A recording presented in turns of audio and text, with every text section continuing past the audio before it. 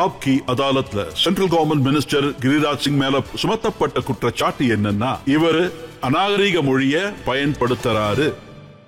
Giriraj Singh sir, ஹரியானாவோட தேர்தல்ல உங்க பார்ட்டி வெற்றி பெற்றது. நீங்க சந்தோஷமா இருக்க வேண்டிய நேரம். ஆனா சந்தோஷமா இருக்க வேண்டிய நேரத்துல நீங்க என்ன சொல்லி இருக்கீங்கன்னா, ராகுல் காந்தி வெக்கமே இல்லாதவர், ராகுல் காந்தி மன்னிப்பு கேட்கணும், ராகுல் காந்திக்கு வாயடக்கம் தேவை. இது பாருங்க, ராகுல் காந்திக்கு நான் எதுக்காக மரியாதை கொடுக்கணும்னு நான் உங்ககிட்ட கேட்கிறேன் ரஜித் சார். வெளிநாட்டுக்கு போய் உங்க நாட்டையே நீங்களே திட்டுறீங்களே, அவரு வெக்கங்கெட்டவர் இல்லைன்னு நான் வேற யார சொல்றது?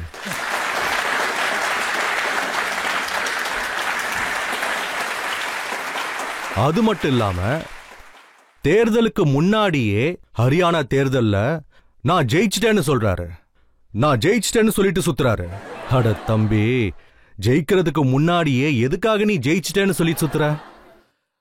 அப்புறம் இப்ப அவர் தோத்து போயிட்டதுனால நீங்க அவரை ஜோக்கர்னு சொல்றீங்க. இங்க பாருங்க, அது மட்டும் இல்லாம நீங்க அவரை லல் பகவான்னு சொல்லிருக்கீங்க. இங்க பாருங்க, எங்க ஊர்ல பணக்கார வீட்டோட பிள்ளைங்க இருக்காங்கல்ல, அவங்கள லல் பபுவான்னு சொல்லுவாங்க. அவங்களுக்கு எந்த விதமான அறிவும் இருக்காது. இவருக்கும் எந்த விதமான அறிவும் இல்ல. இவருக்கு அட்வைஸ் பண்ணதுக்கு நிறைய பேர் இருக்காங்க. சவால் விட்டு சொல்றேன், ராகுல் காந்தி மற்றவங்களோட அட்வைஸ் வாங்காம, ஸ்கிரிப்ட் இல்லாம, என்கிட்ட மட்டும் இல்ல, என்னை விட ஜூனியர் ஒர்க்கர் கிட்ட கூட அவரால் பேச முடியாது.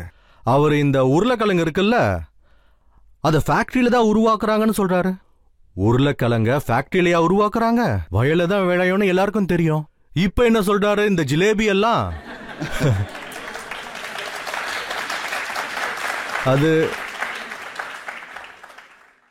ஜிலேபி மிஷின்ல தயாரிக்கலாம், அப்புறம் ஹரியானால ஃபேக்டரி வைக்கலாம்னு சொல்றாரு.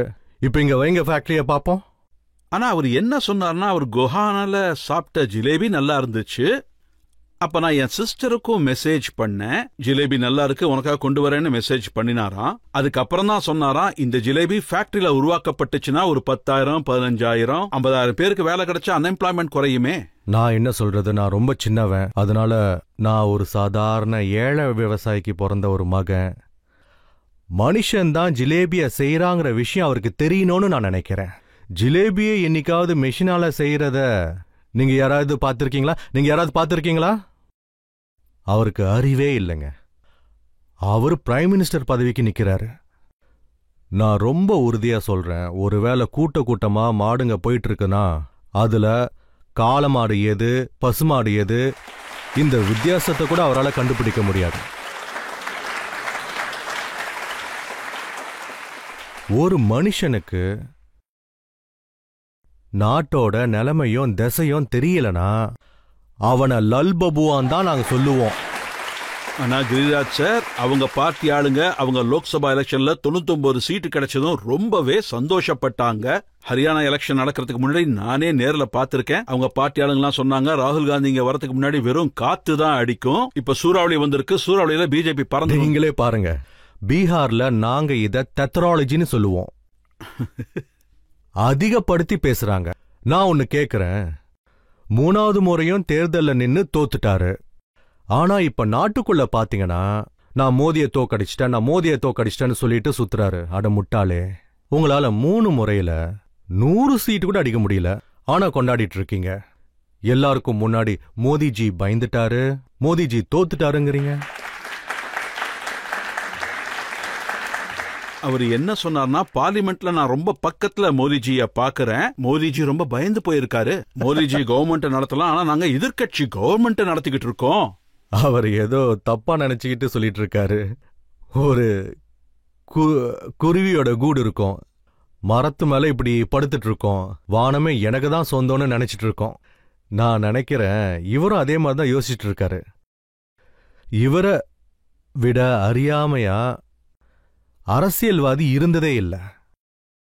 இவர் இந்த நாட்டுல பேசுறாரா இல்ல வெளிநாட்டுல பேசுறாரான்னு அவருக்கே தெரியறதில்ல. தலகணத்தால வளர்ந்திருக்காரு. அவர் என்ன நினைக்கிறாருன்னா, இந்த பதவியில உட்கார்றதுக்கான அதிகாரம் காந்தி குடும்பத்துக்கு மட்டும்தான் இருக்குன்னு. ஏழைங்களோட பிள்ளைங்க, விவசாயிங்களோட பிள்ளைங்க, இவங்கெல்லாம் எங்கிருந்து வந்துட்டாங்க? இவங்க ஒரு பிரம்மையில வாழ்ந்துட்டு இருக்காங்க. எனக்கு தெரிஞ்ச வரைக்கும் இப்ப அந்த பிரமை களைஞ்சிருக்கும். ராகுல் காந்தியோட பாதுகாப்பாளர் ஒருத்தர் இருக்கார்ல, அவங்களோட லீடர் கர்கே சார், அவருக்காக கையை தட்டிக்கிட்டே தான் இருப்பாரு. நான் கர்கே சார் கிட்ட என்ன சொன்னேன்னா, ராகுல்ஜியோட அட்ரஸ சொல்லுங்க, நான் அவருக்கு ஜிலேபி அனுப்புறேன்னு சொன்னேன். ஆனா கிரிராஜ் சார், கர்கே சார் என்ன சொன்னாருன்னா, மோடிஜிய பதவியிலேருந்து எடுக்காம நான் சாக மாட்டேன்னு சொல்றாரு. நான் அவரோட ஆயுசுக்காக வேண்டிக்கிறேன். மோடிஜி 100 வருஷம் இருப்பாரு. நீங்க எதுக்கும் கவலைப்பட வேண்டாம். நீங்க ரிலாக்ஸா சாகா வரத்தோட வாழ்வீங்க. ஹரியானால இவ்வளவு சீட்ஸ் ஜெயிப்பாங்கன்னு பிஜேபிக்கே நம்பிக்கை இல்லாம இருந்துச்சு. 3வது முறை ஆட்சி அமைப்பாங்கிற நம்பிக்கை இல்ல. எப்படி அவங்களுக்கு இவ்வளவு பெரிய வெற்றி கிடைச்சது? களிமண்ணால செய்யப்பட்ட பானை திரும்ப திரும்ப யூஸ் பண்ண முடியாது. இது எங்க கிராமத்துல இருக்கிற பழமொழி. பார்லிமெண்டோட தேர்தல்ல இந்த துண்டு துண்டா இருக்கிற கேங் ஒரு பொய்யான வதந்தியை பரப்புனாங்க. ஒரு ஒரு சின்ன புக்கை நீங்க டிவில பார்த்திருப்பீங்க. அதுதான் கான்ஸ்டிடியூஷன் சொல்றாங்க. அதுல என்ன எழுதிருக்கு? பாட்டு இருக்கா, இல்லனா புக்கா? கான்ஸ்டிடியூஷனை யார் எழுதுனது? ஒருவேளை அவர்கிட்ட எந்த பேஜ்ல கான்ஸ்டிடியூஷன்ல ஆர்டிகல் 41 என்னன்னு கேட்டா அவரால பதில் சொல்ல முடியாது. கான்ஸ்டிடியூஷன் கான்ஸ்டிடியூஷன் சொல்றாரு. இவங்க கான்ஸ்டிடியூஷன் கான்ஸ்டிடியூஷன் சொல்லி சொல்லியே கான்ஸ்டிடியூஷன் ஆபத்துல இருக்குன்னு சொல்லி ரிசர்வேஷன் பொய்யான பிரமையை ஏற்படுத்தினாரு. இந்த முறையும் அவர் அதே தான் பண்ணிட்டு இருக்காரு. அதனாலதான் மக்கள் இந்த வாட்டி உனக்கு தண்டனை கொடுத்தே ஆகணும்னு நினைச்சிட்டாங்க. தண்டனையும் கிடைச்சிட்டு. ஒருவேளை இந்த முறை பிஜேபி 400 சீட்டுகளை தாண்டிச்சுன்னா மோடிஜி கான்ஸ்டிடியூஷனை மாத்திடுவாருன்னு சொல்றாரு. ரிசர்வேஷனை நீக்கிடுவாரு. ரிசர்வேஷன் எடுத்துட்டா தலித் கம்யூனிட்டி மேலதானே அந்த இம்பாக்ட் விழும். இங்க பாருங்க, சில நேரங்கள்ல இந்த பிரம்மைய பரப்புறவன் அதுல ஜெயிச்சிடுறான். நரேந்திரன் மோடி ரிசர்வேஷனுக்காக நிறைய வேலைகளை செஞ்சிருக்காரு. வேற எந்த பிரதமர் இருந்தாலும் இந்த வேலைகளை செஞ்சிருக்க மாட்டாரு. அது எஸ்சி எஸ்டியோட ரிசர்வேஷனா இருக்கட்டும், கோர்ட் வட்டி கொடுத்திருக்கு, அத சரி செஞ்சிருக்காரு. ஓபிசியோட கமிஷன் இருந்துச்சு, அதுக்கும் பலம் கொடுத்தாரு. அது மட்டும் இல்லாம சாதாரண மக்களுக்கும் 10% ரிசர்வேஷன் கொடுத்திருக்காரு. இதுதான் நரேந்திர மோடி கான்ஸ்டிடியூஷனுக்கு கொடுத்த, அதாவது சமர்ப்பணம். இப்பெல்லாம் அவரு ஜாதி ஜாதி ஜாதின்னு சொல்லி கத்திட்டு இருக்காரு. இந்த மிஸ் வேர்ல்ட் போட்டியோட இதோ இந்த பிளாட்ஃபார்ம் ஒன்று இருக்குல்ல, அந்த பியூட்டி பேஜென்ட்ல பேக்வர்டு கிளாஸ் இருக்குல்ல, அதுல ஆதிவாசிங்க இல்லையா? இதுல என்ன நியாயம் இருக்குன்னு நீங்களே சொல்லுங்க பாப்போம். அவரு ஜாதி ஜாதின்னு எல்லார்கிட்டயும் பேசுறாரு. அவரோட ஜாதி என்னன்னு யார்கிட்டயும் சொல்றதில்ல. நான் அவருக்கு சவாலே விடுறேன். ராகுல்ஜி, உங்களோட ஜாதி என்னன்னு சொல்லுங்க. உங்க அப்பாவோட ஜாதி என்ன? உங்க தாத்தாவோட ஜாதி என்ன? நீங்க மத்தவங்கள கேட்கறதுக்கு முன்னாடி உங்க ஜாதி என்னன்னு நீங்க சொல்லுங்க. அவரு 2 விஷயங்களை திரும்ப திரும்ப சொல்றாரு. ஒன்னு கான்ஸ்டிடியூஷன், இன்னொன்னு என்ன சொல்றாருன்னா இது அம்பானி அதானியோட கவர்மெண்ட். ராமர் கோவிலோட பிராண பிரதிஷ்டை நடக்கும்போது அம்பானி இருந்தாங்க, அதானி இருந்தாங்க, அமிதாப் பச்சன் இருந்தாரு, அங்க ஐஸ்வர்யா ராய் டான்ஸ் பண்ணாருங்கிறாரு. சீ சீ சீ சீ. இந்த ராகுல் காந்தி ஆரம்பத்துல இருந்தே சனாதன தர்மத்தை திட்டுற வேலையை பார்த்துட்டு இருக்காரு. அதோட இது இந்திய சனாதன தர்மத்துக்கே அவமானம். ஆனா இவரு என்ன நினைச்சிட்டு இருக்காருன்னு தெரியல. இந்தியால தீய மூட்டி விட்டுட்டு போரெல்லாம் வர வச்சுட்டு இட்டாலி போயிடலான்னு நினைக்கிறாரு. நாம இங்கதான் இருக்க போறோம், மோடி சார் இங்கதான் இருக்க போறாரு.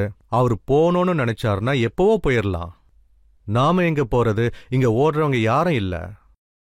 சோ சனாதனத்துல இந்த மாதிரி கேவலமா பேசுறத சனாதன தர்மத்தை அவமானப்படுத்துற மாதிரி. கிரிராஜ் சார், அவர் ஹரியானா தேர்தல்ல மக்கள் கிட்ட என்ன சொன்னாருன்னா, அந்த கோவில் பிராண பிரதிஷ்டையில எல்லா பணக்காரங்க மட்டும்தான் இருந்தாங்க, ஏழைகளே இல்லன்னு தானே சொன்னாரு. சீ சீ சீ.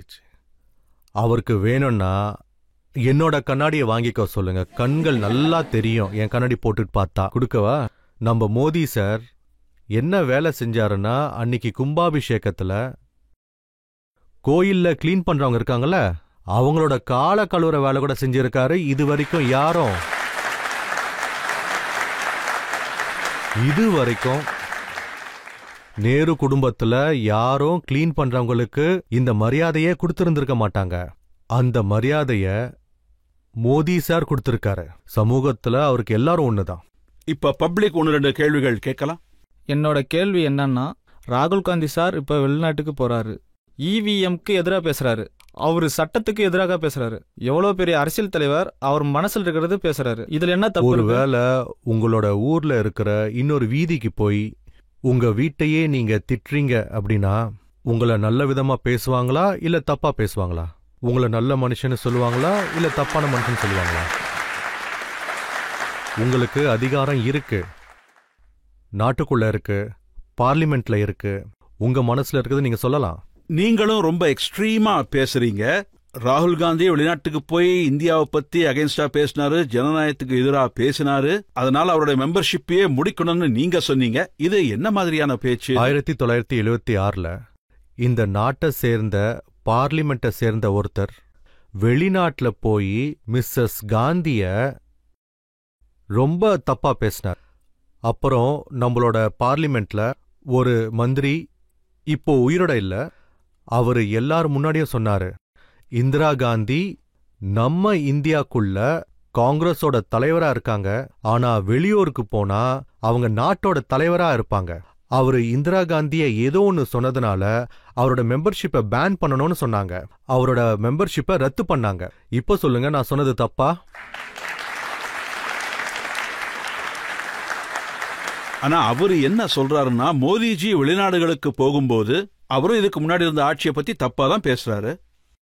இல்ல, மோடிஜி எப்பவும் தப்பா பேசினதில்ல. மோடிஜி அவரோட ஆட்சியில நாட்டுல நடந்த வளர்ச்சியை பத்தி சொல்றாரு. அதாவது இன்னைக்கு இங்க புது டெக்னாலஜியில ட்ரெயினை விட்டுருக்கோம், இந்த அளவுக்கு நாங்க வளர்ந்துருக்கோம், நாங்க 74ல இருந்து 150 ஏர்போர்ட்ஸை கட்டியிருக்கோம், இப்படிதான் பேசுறாரு. இன்னைக்கு நான் சவால் விடுற விதமா சொல்றேன், இந்தியாவை சேர்ந்தவங்க வெளிநாட்டுக்கு போறாங்கன்னா அவங்களோட பாஸ்போர்ட்டோட பலம் மோடி சாரோட காரணத்தினாலதான் அதிகமாயிருக்கு.